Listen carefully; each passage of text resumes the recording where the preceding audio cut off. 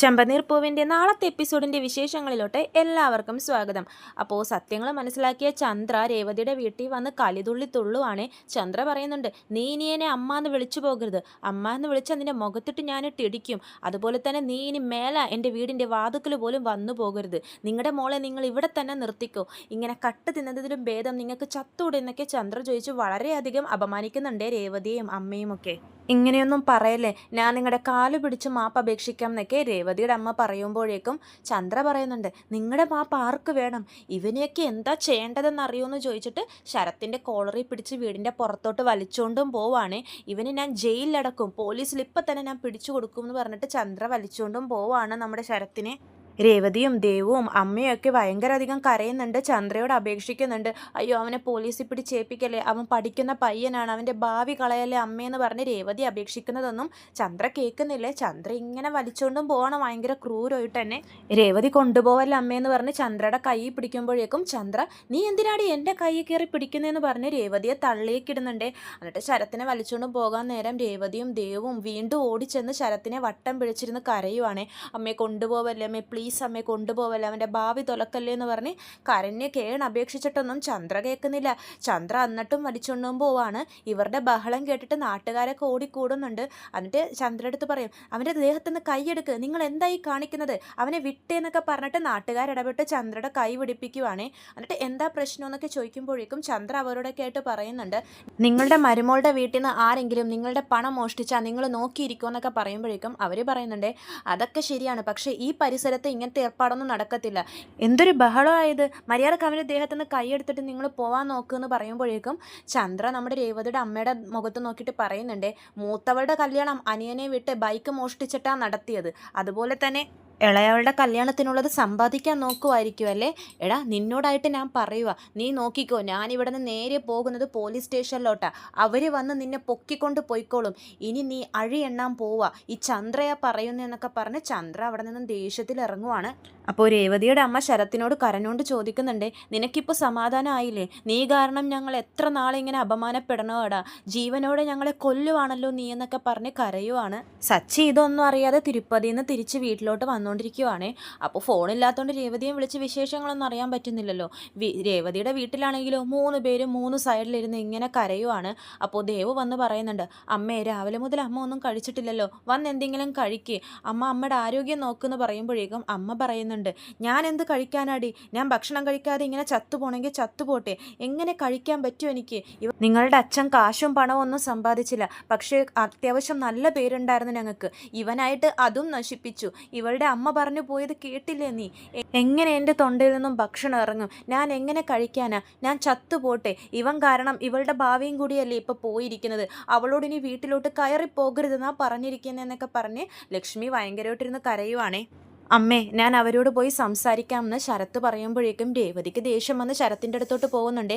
നീ എന്തു പോയി സംസാരിക്കാൻ പോകുന്നടാ, പണ്ട് ഇതുപോലെ സച്ചേട്ടൻ്റെ ബൈക്ക് മോഷ്ടിച്ചു, അതറിഞ്ഞ വിഷമത്തിലാണ് നമ്മുടെ അച്ഛൻ മരിച്ചത്, അത് തന്നെ നിനക്ക് വീണ്ടും എങ്ങനെ ഇങ്ങനെ മോഷ്ടിക്കാൻ തോന്നിയതാ, ഈ ബുദ്ധി നിനക്ക് എവിടെ നിന്ന് കിട്ടിയിടാന്നൊക്കെ പറഞ്ഞ് രേവതി ഒരുപാട് തള്ളുന്നുണ്ട് ശരത്തിനെ. ഇനി എൻ്റെ കൺമുമ്പിൽ വന്നു പോകരുത്, പോ നീ എന്നൊക്കെ പറഞ്ഞ് ശരത്തിനെ രേവതി തള്ളിയിടുവാണേ. അപ്പോൾ ശരത്ത് കരഞ്ഞോണ്ട് പറയുന്നുണ്ട്, ചേച്ചി എന്നോട് ക്ഷമിക്ക് ചേച്ചി, ഞാൻ പൈസക്ക് വേണ്ടിയിട്ട് അല്ല മോഷ്ടിച്ചതെന്ന് പറയുമ്പോഴേക്കും ദേവ് ചോദിക്കുന്നുണ്ട്, പിന്നെ നീ എന്തിനാണ് ആൻറ്റിയുടെ ബാഗ് എടുത്തോണ്ടും പോയി എന്ന് പറയുമ്പോഴേക്കും ശരത്ത് പറയുന്നുണ്ട്, അന്ന് ഞാൻ ചേച്ചിയുടെ വീട്ടിൽ പോയപ്പോഴേക്കും കള്ളനെന്ന് വിളിച്ച് എന്നെ അവരെ ഒരുപാട് അപമാനിച്ചു, ആ ദേഷ്യത്തിൽ അവരെ എന്തെങ്കിലും ചെയ്യണമല്ലോ എന്ന് ഓർത്തിട്ട് ഞാൻ ചെയ്തതാന്നൊക്കെ പറഞ്ഞ് ശരത്ത് കരയുവാണ്. അപ്പോൾ രേവതി വന്ന് ശരത്തിനോട് ചോദിക്കുന്നുണ്ട്, ചെയ്ത തെറ്റിനെ ന്യായീകരിക്കുവാണോ നീ, അങ്ങനെ അവർ കുറ്റപ്പെടുത്തിയെങ്കിൽ നീ അതുപോലെ തന്നെ വീണ്ടും ആവർത്തിക്കുമോ. അപ്പോൾ ശരത്ത് പറയുന്നുണ്ട്, സോറി ചേച്ചി, ഞാൻ അപ്പോഴത്തെ ആ ദേഷ്യത്തിൽ ചെയ്തു പോയതാന്ന് പറഞ്ഞ് വളരെയധികം കരയുവാണേ.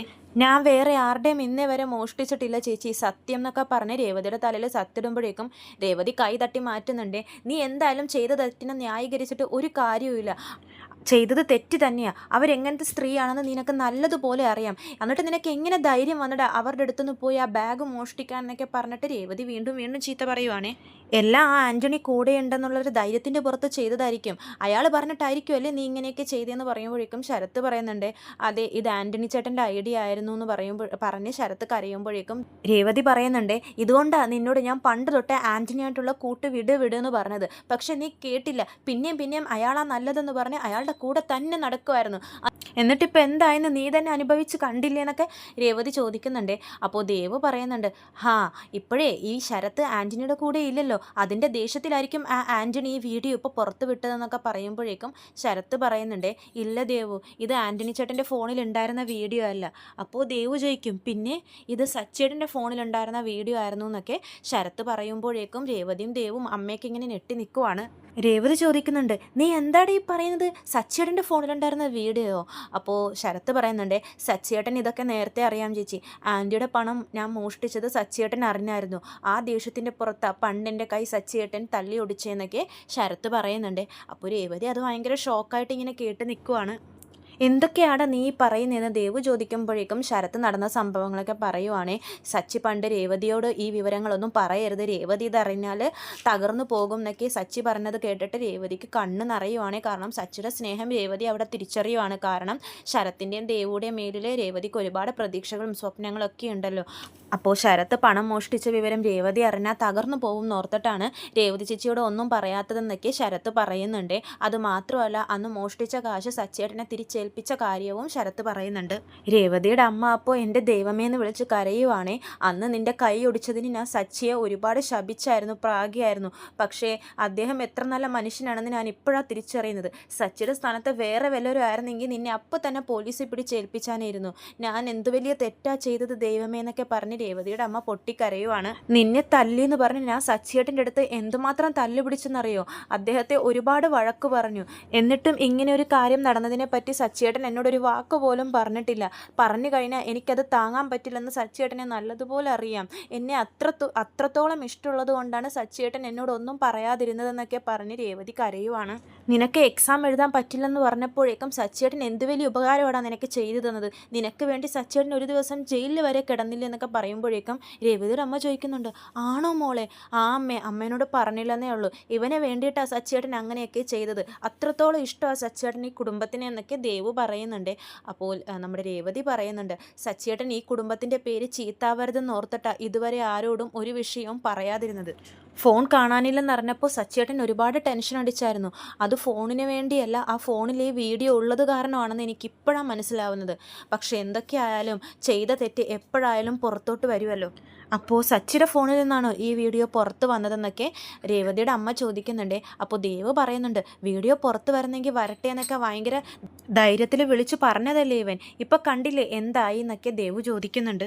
രേവതിയുടെ അമ്മ പറയുന്നുണ്ട്, രേവതി, സച്ചിയുടെ പോലെ മനസ്സ് വേറെ ആർക്കും ഉണ്ടാവില്ല. സ്വന്തം അമ്മയുടെ പണം മോഷ്ടിച്ചയാളെ ഒന്നും ചെയ്യാതെ അത് നമുക്ക് വേണ്ടി എല്ലാം മറച്ചു വെച്ച് ഉള്ളിലൊതുക്കി ജീവിക്കുമായിരുന്നു സച്ചി.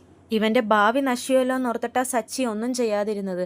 അവൻ്റെ മുമ്പിലൊന്നും ഞങ്ങൾ ആരുമല്ല മോളെ എന്നൊക്കെ പറയുമ്പോഴേക്കും രേവതിയും പറയുന്നുണ്ട്, ഞാനും സച്ചിയേട്ടനെ മനസ്സിലാക്കിയില്ലല്ലോ അമ്മയെന്ന് പറഞ്ഞ് കരയുവാണ്. എൻ്റെ മനസ്സ് വേദനിക്കും എന്നോർത്ത് സച്ചിയേട്ടൻ എല്ലാം ഉള്ളിലൊതുക്കി. ഞാനിനി എങ്ങനെ അവരുടെയൊക്കെ മുഖത്ത് നോക്കും അമ്മയെന്ന് പറഞ്ഞിട്ട് രേവതി കരയുവാണ്. എത്ര നാൾ നീ ഞങ്ങളെങ്ങനെ ബുദ്ധിമുട്ടിച്ചുകൊണ്ടിരിക്കുവാടാ എന്ന് രേവതിയുടെ അമ്മ ചോദിക്കുമ്പോഴേക്കും ശരത്ത് എന്നോട് ക്ഷമിക്കണം അമ്മയെന്ന് പറഞ്ഞ് കൈ പിടിച്ച് കരയുന്നുണ്ട്. അപ്പോൾ അമ്മ കൈ തട്ടി മാറ്റിയിട്ട് പറയുന്നുണ്ട്, നീ കാരണമാണ് ഇങ്ങേര് മരിച്ചത്. ഇപ്പോൾ വീണ്ടും നീ ആ തെറ്റ് ആവർത്തിച്ചുകൊണ്ടേയിരിക്കുന്നു. ഇതിലും ഭേദം നിനക്ക് പോയി ചത്തൂടടാന്ന് ചോദിക്കുമ്പോഴേക്കും രേവതി തടയുവാണ് അമ്മേനെ. അമ്മ അങ്ങനെയൊന്നും പറയല്ലേ എന്ന് പറഞ്ഞ് രേവതി അമ്മേനോട് സംസാരിക്കുന്നുണ്ട്. ഞാൻ ചെയ്തത് തെറ്റ് തന്നെയാമേ, അപ്പോൾ വന്ന ദേഷ്യത്തിൻ്റെ പുറത്ത് ചെയ്തു പോയതാ. ഇപ്പോൾ ഞാൻ ആ വഴിയിലൊന്നും പോകുന്നില്ല, മര്യാദക്ക് പഠിച്ചുകൊണ്ടിരിക്കുകയെന്നൊക്കെ പറയുമ്പോഴേക്കും അമ്മ പൊട്ടിത്തെറിക്കുന്നുണ്ട്. ഇനി നീ പഠിച്ചിട്ട് എന്തിനാടാ? നിനക്കെതിരെ പോലീസിൽ പരാതി കൊടുക്കാൻ പോയിരിക്കുക അവർ. കുറച്ചു നേരം കഴിഞ്ഞാൽ നിന്നെ വന്ന് പോലീസ് പിടിച്ചുകൊണ്ടും പോകും. അവർ ചെയ്യുമെന്ന് പറഞ്ഞാൽ ചെയ്തിരിക്കും. ചെയ്യാത്ത കാര്യത്തിന് വരെ നമ്മളെ കുറ്റപ്പെടുത്തിക്കൊണ്ടിരിക്കുന്നവരാ. ഇപ്പം അവർക്കൊരു കാരണം കിട്ടി, അതും മതി അവർക്ക് തുള്ളാനെന്നൊക്കെ പറഞ്ഞ് രേവതിയുടെ അമ്മ പൊട്ടിത്തെറിക്കുവാണ്. നിൻ്റെ ജീവിതവും പോയി, നീ കാരണം ഇവളുടെ ജീവിതവും പോയി എന്ന് പറഞ്ഞ് കരയുമ്പോഴേക്കും അമ്മയെ ദേവും രേവതിയും പിടിച്ച് മുറിയിലോട്ട് കൊണ്ടുപോവാണ്. ശരത്താണെങ്കിലോ കണ്ണിൽ നിന്ന് വന്ന വെള്ളമൊക്കെ തുടച്ചിട്ട് നേരെ വീട്ടിൽ നിന്നും പുറത്തോട്ട് ഇറങ്ങിപ്പോവാണ്. പിന്നെ കാണിക്കുന്നത് ചന്ദ്രോദയമാണ്. സത്യങ്ങളൊക്കെ മനസ്സിലാക്കി രവീന്ദ്രൻ ഒന്നും മിണ്ടാതെ ഇങ്ങനെ ഇരിക്കുവാണ്. ചന്ദ്രക്ക് അതേ ദേഷ്യം മാറിയിട്ടില്ല, കലിതുള്ളി തന്നെ നിൽക്കുവാണ് വീട്ടിൽ. സുധി രവീന്ദ്രനോട് പറയുന്നുണ്ട്, അന്ന് അവൻ ഈ വീട്ടിൽ വന്നപ്പോൾ ഞാൻ പരിശോധിച്ചിട്ട് കയറ്റിയാൽ മതി എന്ന് പറഞ്ഞപ്പോഴേക്കും അച്ഛൻ എന്നെ എന്തോരം ചീത്ത പറഞ്ഞു. ഇപ്പം മനസ്സിലാകില്ലേ ഞാൻ അങ്ങനെ പറഞ്ഞത് ശരിയായിരുന്നു എന്ന് പറയുമ്പോഴേക്കും രവീന്ദ്രനൊന്നും മിണ്ടാതെ ഇങ്ങനെ നോക്കുവാണേ. ചന്ദ്ര പറയുന്നുണ്ട്, നിങ്ങളോട് ഞാൻ പണ്ട് തൊട്ടേ പറഞ്ഞതല്ലേ ആ കുടുംബത്തിൽ നിന്നും പെണ്ണിനെ കൊണ്ടുവരണ്ടാന്ന്. ഇപ്പോൾ എന്തായി? അവളുടെ അനിയൻ തന്നെ നമ്മുടെ കുടുംബത്തോട് കാണിച്ച ചതി കണ്ടില്ലേ? ഇപ്പോൾ നിങ്ങളുടെ വായ അടഞ്ഞിരിക്കുന്നു അവർ കാരണം എന്നൊക്കെ പറഞ്ഞ് ചന്ദ്ര കളിയാക്കുന്നുണ്ട് രവീന്ദ്രനെ. ശ്രുതിയാണെങ്കിൽ ഭയങ്കര സന്തോഷത്തിലാണ്. എല്ലാം ഞാൻ വിചാരിച്ചതുപോലെ തന്നെ നടക്കുന്നുണ്ട്. രേവതിയെ അമ്മ ഇനി വീട്ടിൽ കയറ്റത്തില്ല. സച്ചിയും രേവതിയുടെ പുറകെ പൊക്കോളും. ഹാവൂ, എനിക്കിപ്പോൾ സമാധാനമായി. നവീൻ്റെ പ്രശ്നം ഉണ്ടാവില്ല എന്ന് പറഞ്ഞ് ശ്രുതി ഇങ്ങനെ സന്തോഷിച്ച് നിൽക്കുവാണ്. എന്നിട്ട് ചന്ദ്രയെ സോപ്പിടാൻ വേണ്ടി, അമ്മ രാവിലെ ഒന്നും കഴിച്ചില്ലല്ലോ, ഞാൻ കഴിക്കാൻ എന്തെങ്കിലും എടുക്കട്ടെ എന്ന് ചോദിക്കുമ്പോൾ ചന്ദ്ര പറയുന്നുണ്ട്, എനിക്കൊന്നും കഴിക്കാൻ വേണ്ട മോളെ. എങ്ങനെ കഴിക്കാനാ? ആ വീഡിയോ നാട്ടിലുള്ള മൊത്തം ആൾക്കാരും കണ്ടില്ലേ? ഈ കുടുംബത്തിന് അതിൻ്റെ ചീത്തപ്പേരെന്നൊക്കെ പറഞ്ഞ് ചന്ദ്ര ചൂടാവുകയാണ്. അമ്മ പറഞ്ഞത് ശരിയാ, എല്ലാവരും ഈ വീഡിയോ കണ്ടു കഴിഞ്ഞു. ഇനി അമ്മ റോട്ടിലൂടെ പുറത്തിറങ്ങി നടക്കുമ്പോഴേക്കും ആളുകളൊക്കെ അമ്മയെ തിരിച്ചറിയും. ഈ അമ്മയുടെ പേഴ്സല്ലേ അന്നൊരുത്തം മോഷ്ടിച്ചുകൊണ്ടും പോയത്, അതും ഇവരുടെ കുടുംബത്തിലുള്ള ഒരാൾ തന്നെയാണെന്ന് പറഞ്ഞ് ആൾക്കാരൊക്കെ കളിയാക്കി ചിരിക്കും എന്ന് ശ്രുതി പറയുവാണ്. അങ്കിളൊന്നും കഴിച്ചില്ലല്ലോ എന്ന് ശ്രുതി ചോദിക്കുമ്പോഴേക്കും രവീന്ദ്രൻ പറയുന്നുണ്ട്, എന്ത് കഴിക്കാനാ? നിൻ്റെ അമ്മ എൻ്റെ വയറ് നിറച്ചും തരുന്നുണ്ട്, എൻ്റെ വയറ് നിറഞ്ഞിരിക്കുക, എനിക്കൊന്നും വേണ്ട എന്നൊക്കെ രവീന്ദ്രനും പറയുന്നുണ്ട്. ഈ ടൈമിലാണ് സച്ചി കയറി വരുന്നത്. സച്ചി വിവരങ്ങളൊന്നും അറിഞ്ഞിട്ടില്ലല്ലോ, ഭയങ്കര സന്തോഷത്തിൽ വീട്ടിലോട്ട് കയറി വരുവാണ്. രവീന്ദ്രൻ സച്ചിയെ മൈൻഡ് ചെയ്യാതെ തിരിഞ്ഞ് നിൽക്കുവാണ്. അപ്പോൾ സച്ചി ചോദിക്കുന്നുണ്ട്, എന്താ അച്ഛാ, എന്താ ആരും ഒന്നും മിണ്ടാത്തെ?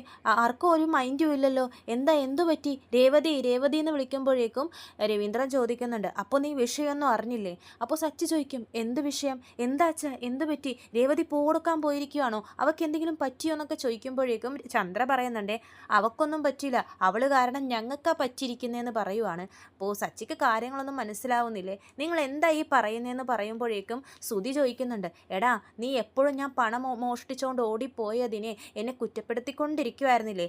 ഇപ്പോൾ നീ ആ വീഡിയോ കണ്ടില്ലേ സച്ചി എന്ന് ചോദിക്കുവാണ്. അപ്പോൾ സച്ചി പറയും, ഏത് വീഡിയോ? എൻ്റെ കയ്യിൽ ഫോണില്ലല്ലോ. ഓ, അപ്പോൾ അതാണ് നീ ഒന്നും അറിയാതിരുന്നത്. നിനക്ക് ഞാനിപ്പോൾ നിൻ്റെ ഭാര്യയുടെ വീട്ടുകാരുടെ ഒരു ഷോർട്ട് ഫിലിം കാണിച്ചു തരാമെന്ന് പറഞ്ഞിട്ട് ശ്രുതി ഫോൺ എടുത്തിട്ട് ആ വീഡിയോ സച്ചിക്ക് കാണിച്ചു കൊടുക്കുവാണ്. സച്ചി ആ മോഷണ വീഡിയോ കാണുന്നതും ഇങ്ങനെ ഷോക്കായിട്ട് നിൽക്കുവാണ്. കാരണം സച്ചിയുടെ ഫോണിൽ നിന്നാണല്ലോ അത് ലീക്കായിരിക്കുന്നത്. അതൊക്കെ മനസ്സിലിങ്ങനെ ഓടി വരുവാണ്. സച്ചി ഒന്നും മിണ്ടാതെ അതിങ്ങനെ കണ്ടുകൊണ്ടിരിക്കുവാണ്. ഇത്രയും കാണിച്ചുകൊണ്ടാണ് നാളത്തെ എപ്പിസോഡ് അവസാനിക്കുന്നത്. ചെമ്പനീർ പൂവിൻ്റെ കൂടുതൽ വിശേഷങ്ങൾ ഞാൻ എൻ്റെ ചാനലിലൂടെ അപ്ലോഡ് ചെയ്യുന്നതാണ്. ചാനൽ സബ്സ്ക്രൈബ് ചെയ്യാത്തവർ സബ്സ്ക്രൈബ് ചെയ്യണം. വീഡിയോ ഇഷ്ടമായെങ്കിൽ ലൈക്ക് ചെയ്യാനും മറക്കരുത്. എല്ലാവർക്കും നന്ദി.